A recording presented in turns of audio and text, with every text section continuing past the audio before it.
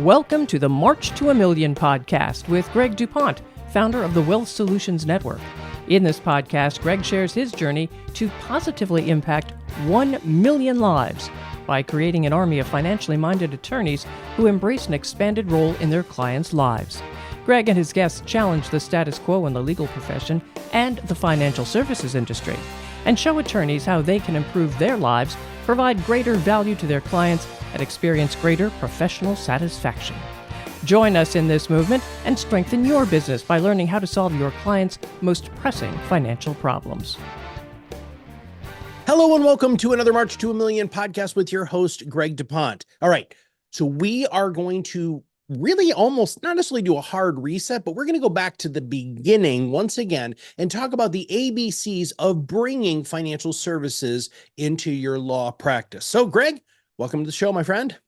Hello, Matt. How are you doing today? I'm good. You know, it's interesting as we were prepping for this, you just kind of flooded back a bunch of memories that I had when I went ahead and did a career change and incorporated life, health, and annuity business into my life and my career. And just the process that was going on was just interesting when you said that. Just some of the cool things that happened, some of the stressors that happened all kind of came back and were top of mind. So I'm excited we're going to talk about this today. It's kind of like PTSD, right, Matt? Just a little bit, but Yeah. not too bad, not too bad.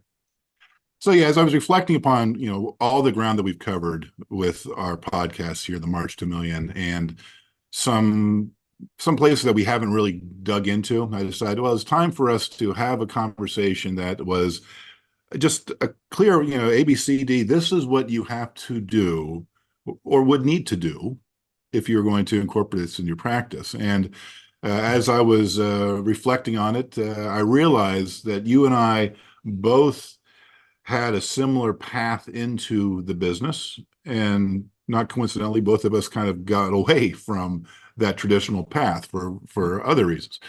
But I want to talk today about, exactly what it takes for an attorney, or in your case, a career changer. In my case, I didn't really want to change careers, but I wanted to add this, but it's the same thing. What does it take to go from being a non-financial guy to being a guy that's now, or gal, that is now legally able and capable of providing these solutions? And, as you experienced, as I experienced, the regulatory side of this is, it's not all that substantial. And it's been reinforced by the experiences of people that have now joined WSN and have gone through the licensing path.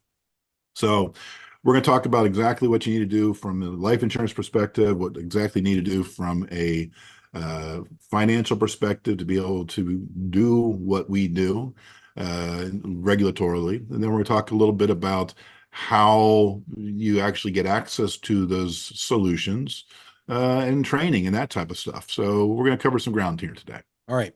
Do you want to start with financial securities licenses, or do you want to start with insurance licenses? Where do you want to go?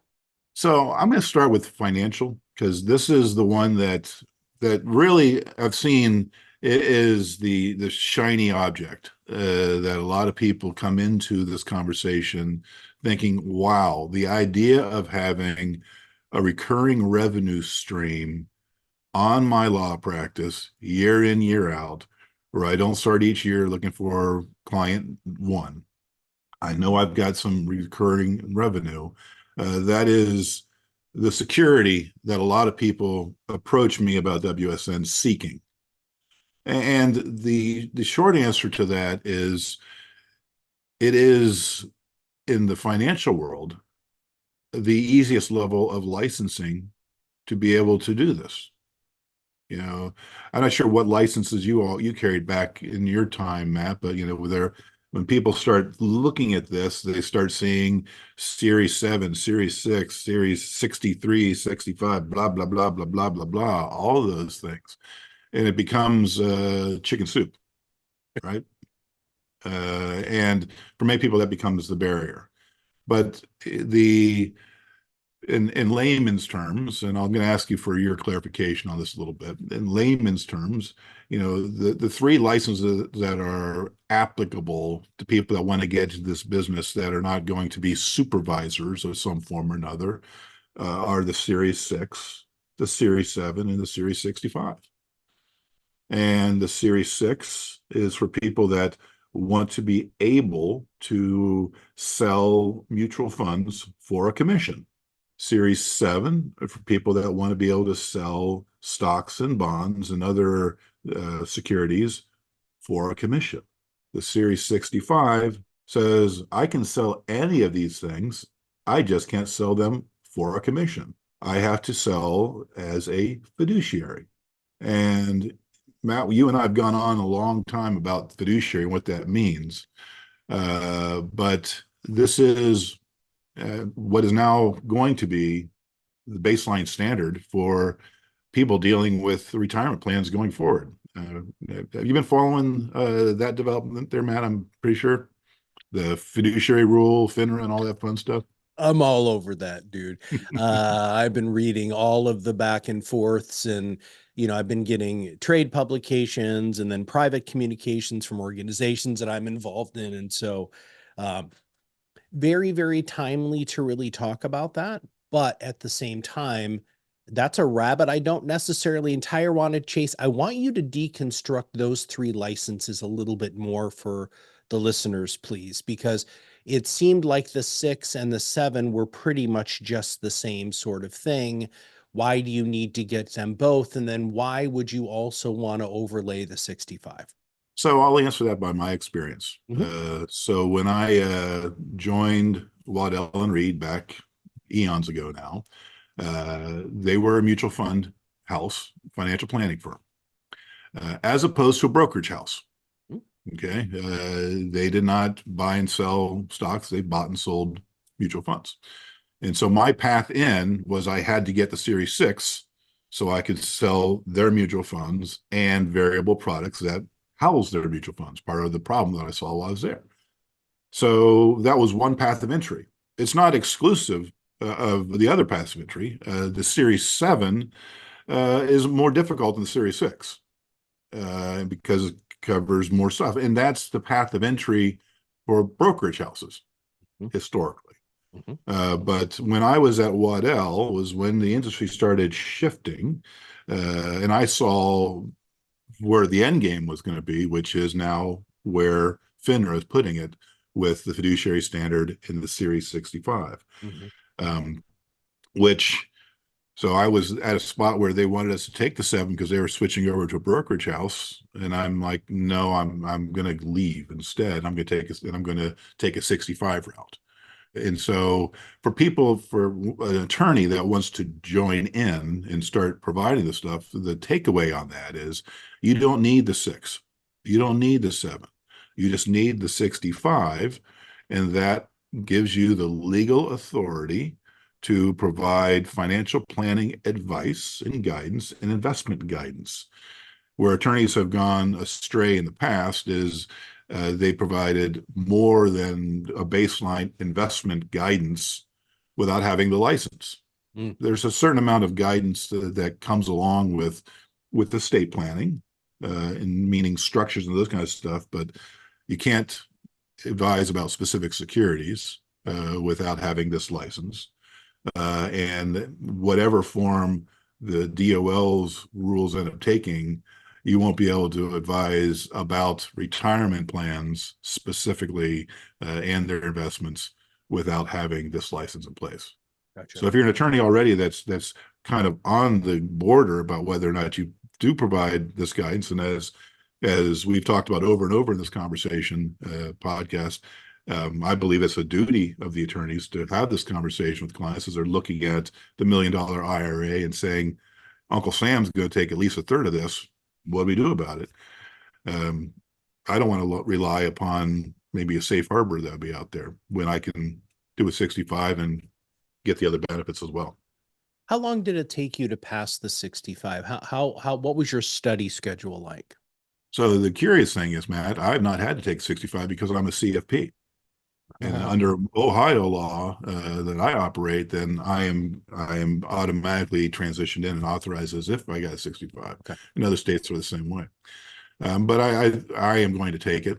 I want to speak the truth that I've done it myself. What I've seen from other members, I'm a little busy right now, so but I've seen other members of WSN that have been able to block out a couple of weeks to focus on it and get it done. And so it's not that difficult to do, and especially when we unlock a world of better service and better results for both the client and ourselves. Yeah. So I want to reinforce that to the listeners. I've worked with about 1,000 financial advisors over my career. And those who went from a Series 7 to a Series 65, just because of the freedom that it really gives you from a regulatory standpoint, it really was a couple of weeks. Right. And then even career changers like I was, really looking at those licenses, a 65 really should be kind of heads down for a couple of weeks. It really is memorization and regurgitation, which is what you had to do in law school anyway. And so it's way, way, way easier than any test that you ever took in law school, especially the bar or the entrance exam, or really any of your exams. So your brains are already primed for this, Greg, which is one of the reasons why I think this is such a cool system that you've built, is because the way to get your foot in the door here is the same way that you had to get your foot in the door, as an attorney. And I think that they're going to have no problem at all passing the exam. And that's the 65, which is the more difficult of the two, right? Yes, yes. So we'll move on to the life insurance license. Yep. The life insurance, the 65, that is, that's FINRA, that's nationwide, that administers that. The life insurance licensing is done on a state-by-state basis. Ohio is my home state. I took my licensing here. But with that, then I can register my license throughout the country, wherever I want to do business at. I pay a fee to that state, become licensed in that state, and I'm able to do business in that state. Unlike lawyers, we don't have to worry about reciprocity and all that kind of stuff. We can do that, which allows me to have a nationwide practice on that. If the 65 theoretically was a 8 on the difficulty scale, no, I won't even put it there. If we put the bar at a 10, taking the bar, I'd put the 65 about a 4. I'd put the life insurance license about a 1. I agree with that wholeheartedly. You and I both know that both know people in this industry that it seems like the test was the mirror fogging test. Yes. So I mean, they're good people in this business, yeah. But it has been designed for the lowest common denominator and to weed out a lot of that. So the insurance license is the place where I coach people, is the first place to go. Even though we talked about the other one first, the insurance license is the one to knock out first for a couple of reasons. First is easier. You have the ability to get that win, get that under the belt, and in my promise to make people ROI positive in 15 days, if they follow the system, that's key. And then you're in a position to start earning commissions on the sales of insurance products, as opposed to commissions on the investment products. Okay. And I also want to clarify, make sure people understand this. The commission is much different in the investment world and the insurance world. In the investment world, if you're selling a commission-based product, be it a mutual fund or a security, the commission comes off of the money going into the account. If you're doing that in the insurance world, the commission is being paid by the insurance company. It's not, in the case of, for example, fixed index annuity, your client's putting $100,000 in, they have $100,000 account value day one. Then that commission is built into the operating cost of the insurance company. So all we need to do, let me back up because I missed this detail with regard to the 65. So the actual process on that is you can register with FINRA directly, or you can go through a group like mine and have them sponsor you. You buy a book do online classes that have testing built into it. And then you go down to your neighborhood CirCon office, sit in front of a computer for 2 hours and click buttons and then pass test. Mhm. With the life insurance, similar process. You go online. Most people use Kaplan, some form of that have varying levels of classes and built-in testing to prepare you for the test. And then feel like you're ready to go. Actually, don't worry about feeling like you're ready to go. Just go. I've learned that from people that have done it in the last few months. They didn't feel ready, but they went and, oh, I passed. Okay, we're done. Well, let's go make some money and make some impact. So you register with the state. You get fingerprinted. Both of these, you have to get fingerprints done. Make sure that you're not a scallywag, so they will allow you to be licensed. You pass the test, and then you're good to go. So that's the regulatory side of things. And, once we've got that, we have the legal authority to conduct business. And I just want to remind, and it's been a while since both of us took this, but you have to score 70%, man. Like, I mean, it's not like you have to score, you're not trying to get, in fact, one of my friends said to me, Matt, if you score 72, you study too hard. And so, that's really, really important. And I love the sequence of that, Greg, is get your life and annuity, life, health, and annuity license, depending on your state. In Michigan, you have to get all three. That's where I live. Get that wind underneath your belt. That's just going to increase your confidence for the 65, because you're starting to understand at least a little bit of the language and how these tests are formatted. So, okay. So I've done the work. By the way, please go through WSN if you're listening to this for the sponsorship component. They've already got all of the T's crossed and the I's dotted for that. It's just going to make it easier for you than to try to find your own sponsor and kind of go through that rigmarole. Please just lean on WSN for that. All right. So, okay. So now I've got the licenses. Now what? Now it's time to find the providers, right? So whether it's on the investment side, the insurance side, you got to figure out how to provide the solutions to the consumer. And when I came in with Waddell Ellen Reed, they were our solution provider. They had their platform of mutual funds, and they said that you could use other things, but institutional inertia, you can't do that. And that's the case in all of these wirehouses as well, that you have a limited subset. Or you can make a connection directly with some of the custodians that are out there in the investment side. That's become challenging for many because you don't have any assets. There are some people out there that will take you without having assets. I was fortunate I found one back in the day, but you need to look around for that. There are also some platforms that you could informally provide guidance on, but the more that you stray towards something like that, the more you're playing with fire. And I say that out of experience. When I was brought in by the SEC to serve as a financial advisor for a RIA firm that was playing a little bit too fast and loose, and lost some money that their clients were supposed to have. Okay. And so custodial arrangements, right now we talk about the big companies out there, Fidelities and the Schwabs of the world. There's been consolidation in that, but they provide you the access to the assets held for the consumer.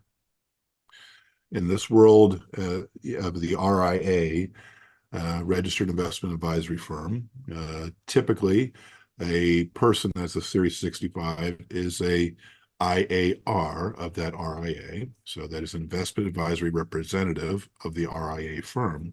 And as an estate planning attorney, you could probably find a local RIA firm to hook up with as an IAR. I've run across many people in my conversations about potential membership that have relationships like that.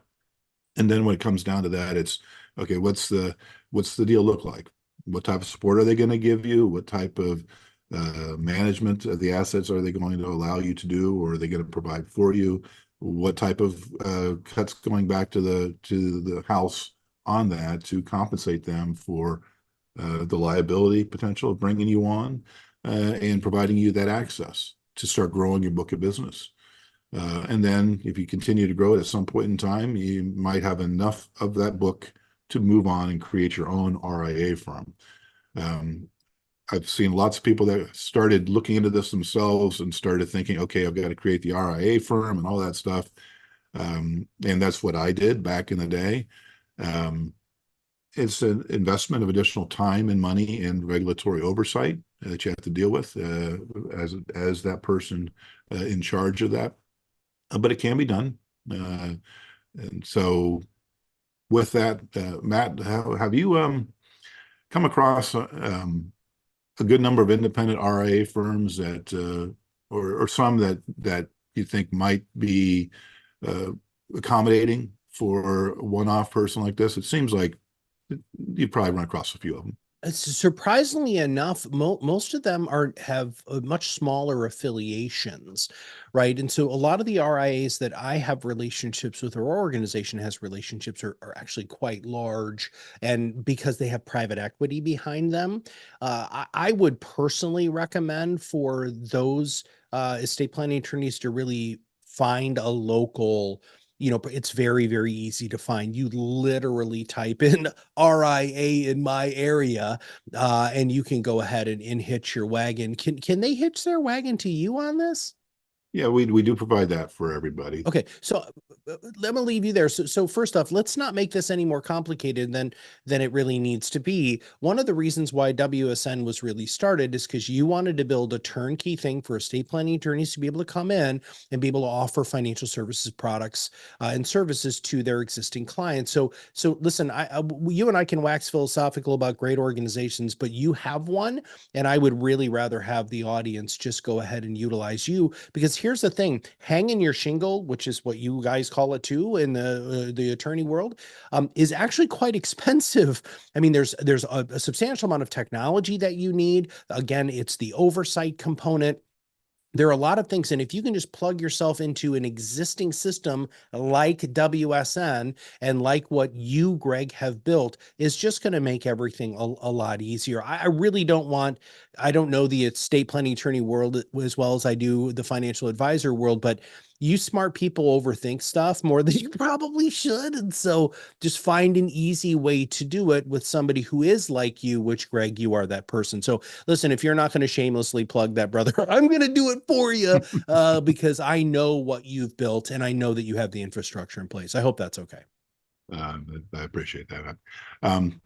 But that is something when people are thinking about this and they're thinking about, okay, one of the problems of joining this world is I've got some referral relationships that are feeding me cases. And that may be a logical place for you to have a conversation. If you have somebody that is in an RIA firm that they do feed you business, say, hey, I'm thinking about doing this. Can we make our relationship stronger? Can I become an IAR of you? And I would posit that if they're not open to that conversation, they're not open to having a greater partnership, then are they really going to be a good referral partner going forward? Okay. So we'll get out of the investment world into the insurance world because a similar gatekeeping system is in place in the insurance world. You come in and you can become a captive agent for any number of national insurance companies, or you can become independent. I contend that as a advocate, somebody that wants to be in a true fiduciary role for their clients, you can't do that from a captive position. You have to have the opportunity to source from different insurance solutions, because not any one house provides all solutions. And I learned that vividly back with Waddell.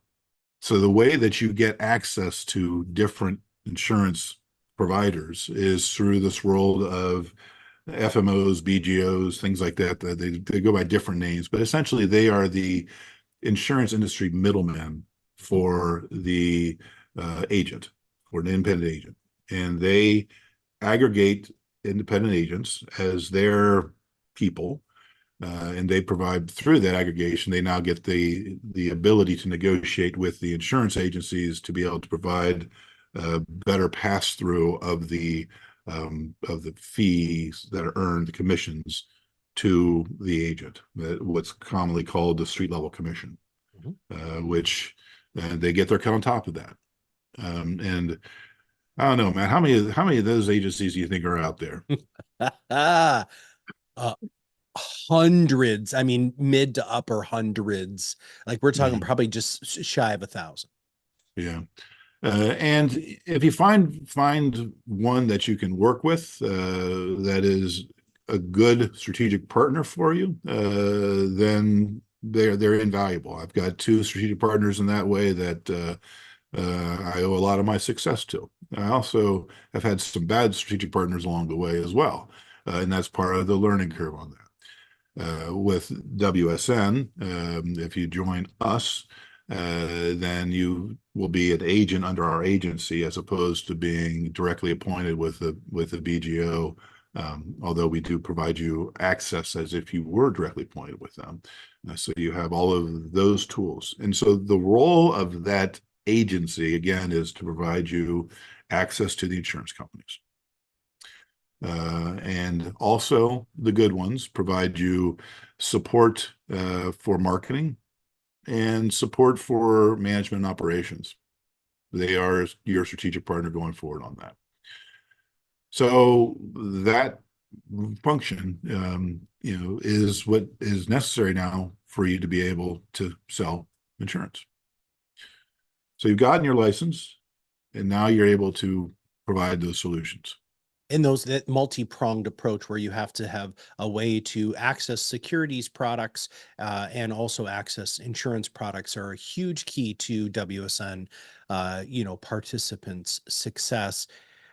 I want to take a small step back to talk about the middlemen, as you had said. So you said that they provide some marketing and support. I'd like for you to just take a little bit of time and explain really what that looks like, and how that relationship benefits you as the advisor, and as the attorney, because there are a lot of things that those organizations do for that very small haircut. That have led to your success, but I'd like for you to elaborate on that a little bit more, if you don't mind. So we'll start with the investment side, because there are groups, Simplicity Financial is one of the ones that we use.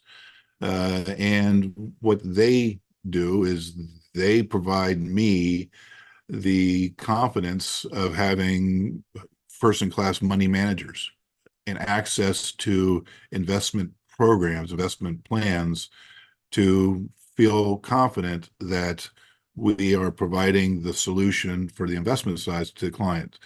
And I don't have to spend my time trying to pick stocks, invest, the right ETFs and all those kind of things.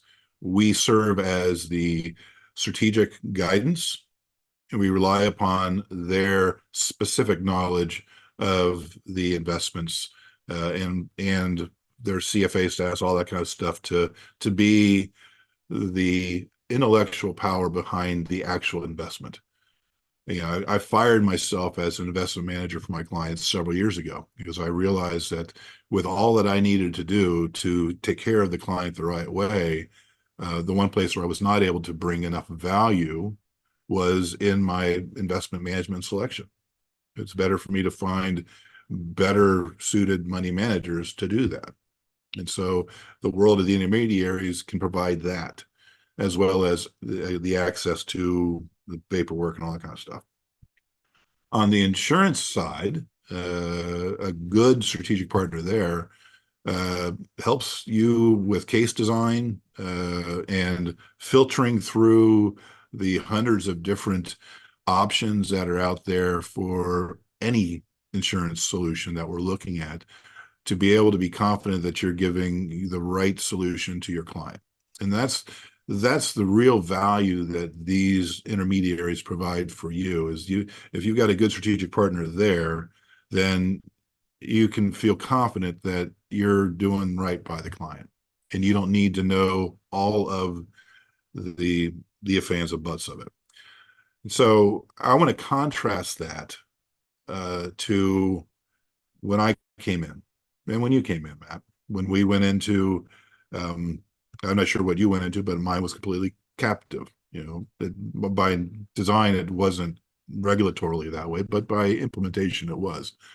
And so I was relying upon that expertise. But here's the price I paid for that is they have their sales bogeys, and they have their pressures inside because of all of their hierarchy on what needs to be done. And it felt like MLM. First thing, and this has been standard in the industry since it was created. First thing is that you come into one of these captive agencies is they're like, okay, call your family, call your friends, sell insurance, sell whatever, get their money under management.